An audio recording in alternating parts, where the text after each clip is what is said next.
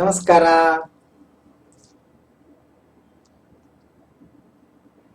ಒಂದು ಅದ್ಭುತವಾದ ಪ್ರಶ್ನೆ ಒಬ್ರು ತಮಿಳುನಾಡಿಂದ ನನ್ನ ಉತ್ತರ ಕೊಡೋದಕ್ಕೆ ಕೇಳಿದ್ದಾರೆ. ಅವರಿಗೆ ನಾನು ಉತ್ತರವನ್ನ ಫೋನಲ್ಲಿ ತಿಳಿಸಿದ್ದೀನಿ. ಆದರೂ ನಿಮ್ಮ ಮನಸ್ಸಲ್ಲಿ ಏನಾದರೂ ಡೌಟು ಈ ಪ್ರಶ್ನೆ ಬಗ್ಗೆ ಇದ್ರೆ ಅದಕ್ಕೆ ಉತ್ತರ ನಾನು ಕೊಟ್ಟರೆ ನಿಮಗೆಲ್ಲ ಪರಿಹಾರ ಆಗುತ್ತೆ ಅಂತ ತಿಳ್ಕೊಂಡು ಈ ವಿಡಿಯೋನ ಕೊಡ್ತಾ ಇದ್ದೀನಿ.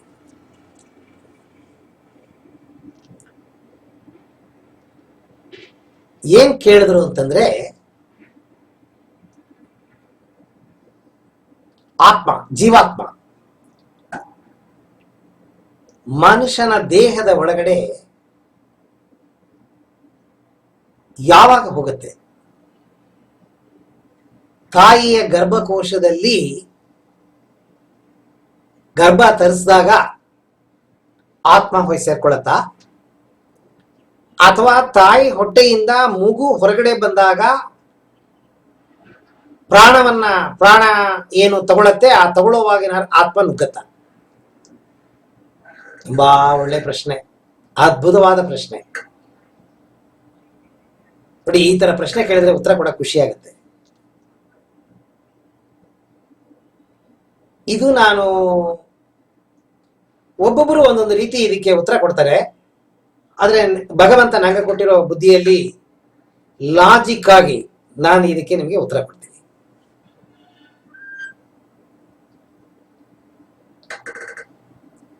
ನೋಡಿ, ಈ ಜನ್ಮ ಪೂರ್ವ ಜನ್ಮದಲ್ಲಿ ನೀವು ಮಾಡಿದ ಪಾಪ ಕರ್ಮಗಳು, ಪಾಪ ಪುಣ್ಯ ಕರ್ಮಗಳನ್ನ ಅನುಭವಿಸೋದಕ್ಕೆ ಒಂದು ದೇಹವನ್ನ ಗುರುತಿಸಿ ಅದರೊಳಗಡೆ ಬಂದು ಸೇರ್ಕೊಂಡು ನೀವು ಜೀವನ ಮಾಡ್ತಾ ಇದ್ದೀರಾ. ಈ ಜೀವನದಲ್ಲಿ ನಿಮಗೆ ದುಃಖ, ಸಂತೋಷ, ಸುಖ, ನೋವು ಎರಡುಗಳನ್ನು ನಿಮ್ಮ ಕರ್ಮಾನುಸಾರ ನೀವು ಅನುಭವಿಸ್ತೀರಾ. ಪ್ರಾರಬ್ಧ ಕರ್ಮ, ಸಂಚಿತ ಕರ್ಮ, ಆಗಾಮಿ ಕರ್ಮ.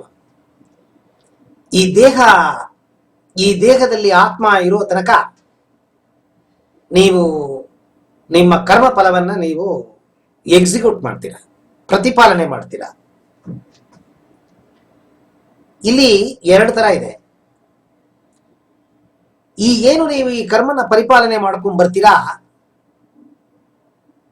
ಆ ಸಮಯದಲ್ಲಿ ನಿಮಗೆ ಮುಪ್ಪು, ವಯಸ್ಸಾಗತ್ತೆ, ಅಥವಾ ದೇಹದಲ್ಲಿ ತೀರದೇ ಇರೋ ಕಾಯಿಲೆ ಬಂದು ನೀವು ಹಾಸಿಗೆ ಹಿಡಿತೀರಾ. ಏನೇ ಪ್ರಯತ್ನ ಮಾಡಿದ್ರೂ ಈ ದೇಹವನ್ನ ಉಳಿಸಕ್ಕಾಗಲ್ಲ, ಈ ಪ್ರಾಣವನ್ನ ಉಳಿಸಕ್ಕಾಗಲ್ಲ ಹಾಗೆಂತ ಸುತ್ತಮುತ್ತ ಇರೋರಿಗೆ ಗೊತ್ತಾಗುತ್ತೆ. ಹಾಗೇನೆ ಆತ್ಮಕ್ಕೂ ಗೊತ್ತಾಗುತ್ತೆ. ಆತ್ಮ ದೇಹವನ್ನ ತುಂಬಾನೇ ಪ್ರೀತಿ ಮಾಡುತ್ತೆ. ಅದರಿಂದನೇ ನೋಡಿ, ಕೋಮಾ ಸ್ಟೇಜ್ ಅಲ್ಲಿ ವರ್ಷಾನುಗಟ್ಲೆ ಮಲಗಿರ್ತಾರೆ, ಆತ್ಮ ಹೋಗಲ್ಲ. ಅದಕ್ಕೆ ಗೊತ್ತಾಗಲ್ಲ ಈ ದೇಹ ಪುನಃ ಎದ್ದೇಳಕ್ ಸಾಧ್ಯವಿಲ್ಲ ಅಂತ ಅನ್ನೋದು ಆತ್ಮ ಗೊತ್ತಾಗಲ್ಲ.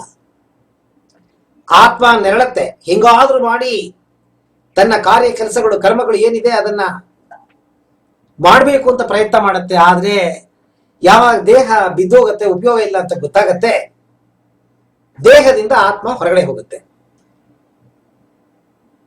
ಇದು ಸಹಜ ಸ್ಥಿತಿ. ಇನ್ನೊಂದು, ಯೌವನ ಇರೋವಾಗ್ಲೇನೆ ಹಲವಾರು ಕಾರಣಗಳಿಂದ ಆತ್ಮಹತ್ಯೆ ಮಾಡ್ಕೋತೀವಿ. ಸುಸೈಡ್ ಒಂದು ಕ್ಯಾಟಗರಿ. ಇನ್ನೊಂದು ಕಡೆ ದೇಹ ಯೌವನ ಇರೋವಾಗ್ಲೇನೆ ಯಾವ್ದಾದ್ರು ಆಕ್ಸಿಡೆಂಟ್, ಅಪಘಾತಕ್ಕೆ ಒಳಗಾಗಿ ದೇಹದಲ್ಲಿರುವ ಆತ್ಮ ಹೊರಗಡೆ ಹೊರಟೋಗುತ್ತೆ, ಪ್ರಾಣ ಹೊರಟೋಗುತ್ತೆ. ಈ ಫಸ್ಟ್ ಕ್ಯಾಟಗರಿ ಹೇಳಿದೆ ನೋಡಿ, ವಯಸ್ಸಾಗಿ ಆತ್ಮ ಅಲ್ಲಿ ಜೀವ ಒಳಗಡೆ ಇರೋದಕ್ಕೆ ಸಾಧ್ಯವಿಲ್ಲ ಅಂತ ಗೊತ್ತಾಗುವಾಗ ತಾನಾಗೆ ಬೇಜಾರು ಮಾಡಿಕೊಂಡು ಆತ್ಮ ಹೊರಗೊಟ್ಟೋಗುತ್ತೆ. ಆವಾಗ 48 ದಿವಸ ಕಾಲಗಳನ್ನ ತಗೊಳುತ್ತೆ ಆತ್ಮ ಬೇರೆ ಇನ್ನೊಂದು ದೇಹದ ಒಳಗಡೆ ಹೋಗಿ ಸೇರೋದಕ್ಕೆ. ಈ ಎರಡನೇ ಕ್ಯಾಟಗರಿ ಒಂದು ಆಕ್ಸಿಡೆಂಟ್, ಅಪಘಾತ, ಅಥವಾ ಆತ್ಮಹತ್ಯೆ, ಅಥವಾ ಕೊಲೆ. ಈ ತರ ಕಾರಣಗಳಿಂದ ಪ್ರಾಣ ಹೋಯ್ತು ಅಂತಂದ್ರೆ ಅದು ಪ್ರೇತಾತ್ಮವಾಗಿ ಹೊರಗಡೆ ಓಡಾಡ್ತಿರತ್ತೆ. ಅದು 5 ವರ್ಷ ಆಗ್ಬೋದು, 10 ವರ್ಷ ಆಗ್ಬೋದು, 15 ವರ್ಷ ಆಗ್ಬೋದು. ಅದಕ್ಕೆ ಕಾಲ ಈ ಟೈಮು ಹಾಗೆ ಅಂತ ಅನ್ನೋದು ಗೊತ್ತಿಲ್ಲ. ಓಡಾಡತ್ತೆ, ಪರದಾಡತ್ತೆ, ಸುತ್ತಾಡತ್ತೆ, ತಿರುಗಾಡತ್ತೆ, ಹುಡುಕಾಡತ್ತೆ.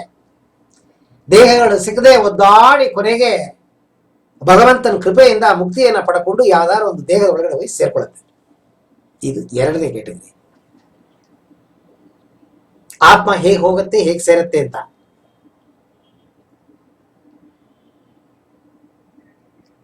ಆಡಮ್ ಅಂಡ್ ಈವ್ ಪ್ರಥಮ ಒಂದು ಹೆಣ್ಣು ಒಂದು ಗೆಂಡು ಭಗವಂತ ಸೃಷ್ಟಿ ಮಾಡಿ ಲೋಕದಲ್ಲಿ ಬಿಟ್ಟಾಗ ಮಲ್ಟಿಪ್ಲಿಕೇಶನ್ ಆಗಿ ಇಷ್ಟು ಕೋಟಿಗಟ್ಟಲೆ ಜನಗಳು ಲೋಕದಲ್ಲಿ ಬೆಳೆದಿದ್ದೀವಿ.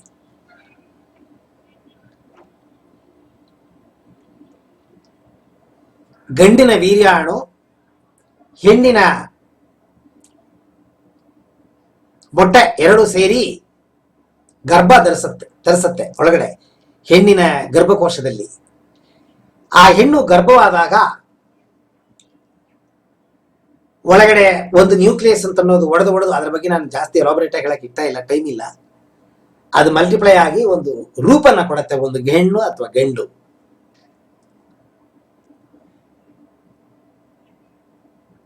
ಇದು ತಾಯಿ ಹೊಟ್ಟೆ ಒಳಗಡೆ ಗರ್ಭ ಹೇಗಾಗತ್ತೆ ಅಂತ ಅನ್ನೋದ್ರ ಬಗ್ಗೆ ಒಂದು ಸಣ್ಣ ವಿಶ್ಲೇಷಣೆ. ಇದು ಒಂದ್ ಕಡೆ ಇರಲಿ. ಈ ಜಾಜಿ ಗಿಡ, ಮಲ್ಲಿಗೆ ಹೂವನ್ನ ನೋಡಿದ್ದೀರಾ ನೀವು? ಜಾಜಿ ಮಲ್ಲಿಗೆ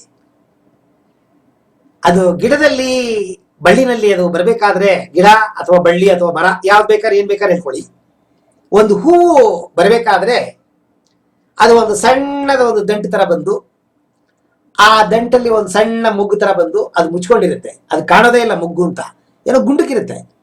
ಸ್ವಲ್ಪ ದಿವಸ ಆದ್ಮೇಲೆ ಬೆಳೆದು ಸ್ವಲ್ಪ ಬೆಳ್ಳಕ್ಕೆ ಹೊರಗಡೆ ಬರುತ್ತೆ, ಅದನ್ನ ಮೊಗ್ಗು ಅಂತೀವಿ. ಆ ಮೊಗ್ಗು ಇನ್ನು ಸ್ವಲ್ಪ ಬೆಳೆದು ಕರೆಕ್ಟ್ ಸೈಜಿಗೆ ಬಂದ ತಕ್ಷಣ ನಿಧಾನವಾಗಿ ಹರಡುತ್ತೆ. ಇಲ್ಲಿ ಎರಡಿದೆ. ಆ ಮೊಗ್ಗು ಏನು ಇವತ್ತು ಹರಡುತ್ತೆ ನಾಳೆ ಹರಡುತ್ತೆ ಅನ್ನುವಾಗ ಮೊಗ್ಗನ್ನ ಕಿತ್ತೀವಿ, ಹಾರ ಮಾಡ್ತೀವಿ, ತಲೆ ಮುಡ್ಕೋತೀವಿ, ಕತ್ತಿಗೆ ಹಾಕೋತೀವಿ, ದೇವರಿಗೆ ಸಮರ್ಪಣೆ ಮಾಡ್ತೀವಿ. ಅಥವಾ ಹೂ ಹರಳಿದಾಗ ಅದನ್ನ ಕಿತ್ತೀವಿ. 2 ತರ. ಹರಳುತ್ತೆ ಅಂತ ಅನ್ನೋ ಟೈಮಲ್ಲಿ ಕಿತ್ತೀವಿ, ಹರಳಿದಾಗ ಕಿತ್ತೀವಿ. ಹೂ ಹರಳದ್ರ ಮಾತ್ರ ಅದನ್ನು ಉಪಯೋಗಿಸ್ತೀವಿ. ಹರಳುವ ಸ್ಥಿತಿ ಬಂದಾಗ ಮಾತ್ರ ಅದನ್ನು ಉಪಯೋಗಿಸ್ತೀವಿ. ಆ ಗಿಡದಲ್ಲಿ ಬಳ್ಳಿಯಲ್ಲಿ ಹೂ ಮೊಗ್ಗಾಗಿರುವಾಗ ಉಪಯೋಗ ಇಲ್ಲ, ಮುಟ್ಟಲ್ಲ ಅದನ್ನ ನಾವು, ಮುಟ್ಟಲ್ಲ ಅದನ್ನ, ಕಿತ್ತಲ್ಲ ನಾವು. ಸರಿ. ಹಾಗೆ ಗರ್ಭ ಏನು ತಾಯಿ ಹೊಟ್ಟೆನಲ್ಲಿ ಗರ್ಭ ಧರಿಸ್ತಾಳೆ, ಅದು ಗರ್ಭವಾಗಿದ್ದಾಗ ಏನಕ್ಕೂ ಉಪಯೋಗಕ್ಕೆ ಬರಲ್ಲ, ಅದು ಬರಲ್ಲ. ಇದು ಒಂದ್ ಕಡೆ ಇರಲಿ. ಇನ್ನೊಂದು ಕಡೆ ನೋಡಿ, ನಾವು ಮಾನವನಾಗಿ ಹುಟ್ಟಿದ ಮೇಲೆ ವಾಸ ಮಾಡೋದಕ್ಕೆ ಒಂದು ಜಾಗ ಬೇಕು. ಅದು ಸ್ವಂತ ಜಾಗ ಇರ್ಬೋದು, ಬಾಡಿಗೆ ಮನೆ ಇರ್ಬೋದು. ಒಂದು ಮನೆ, ಒಂದು ಜಾಗ ಬೇಕು ನಮಗೆ.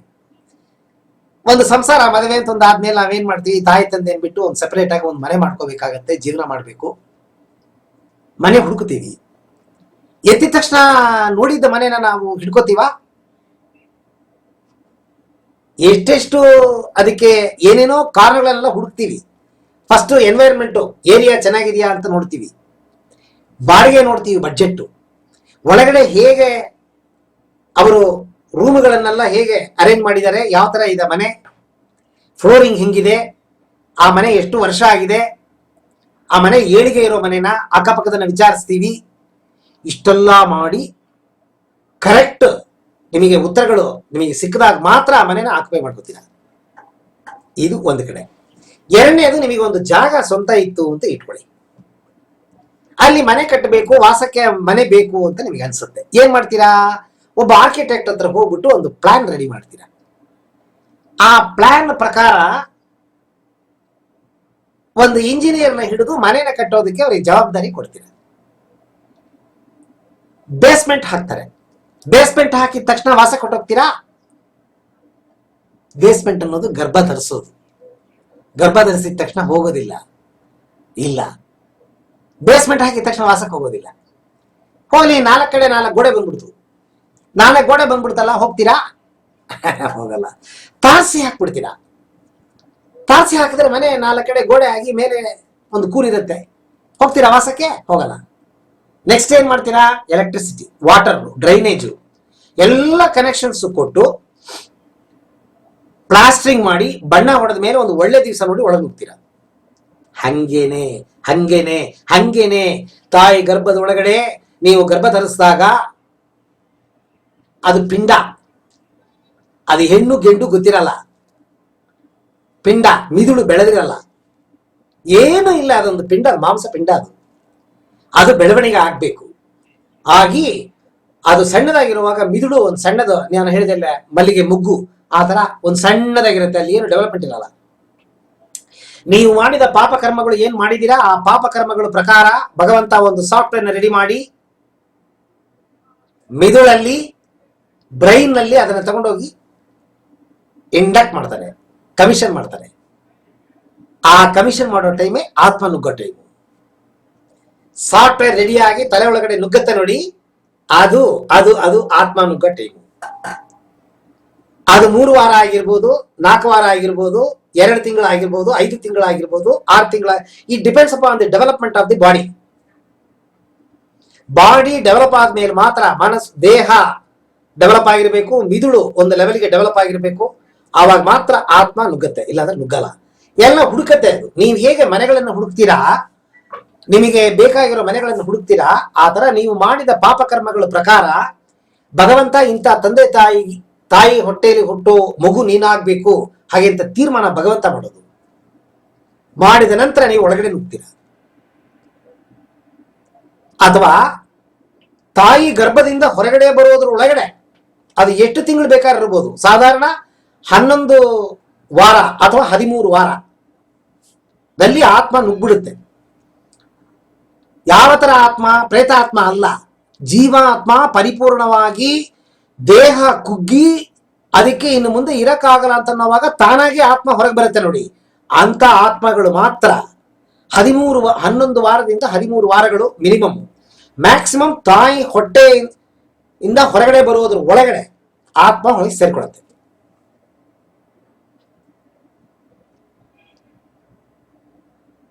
ಗೊತ್ತಾಯ್ತಲ್ಲ ನೋಡಿ.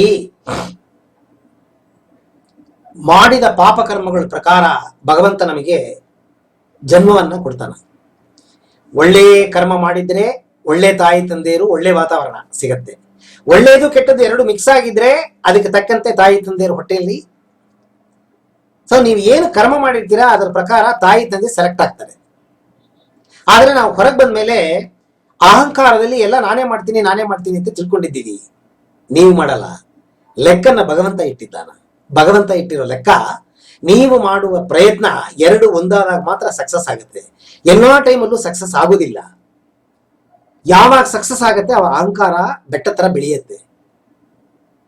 ಅಹಂಕಾರ ಕುಗ್ಗಬೇಕು. ಅಹಂಕಾರ ಕುಗ್ಗಬೇಕು.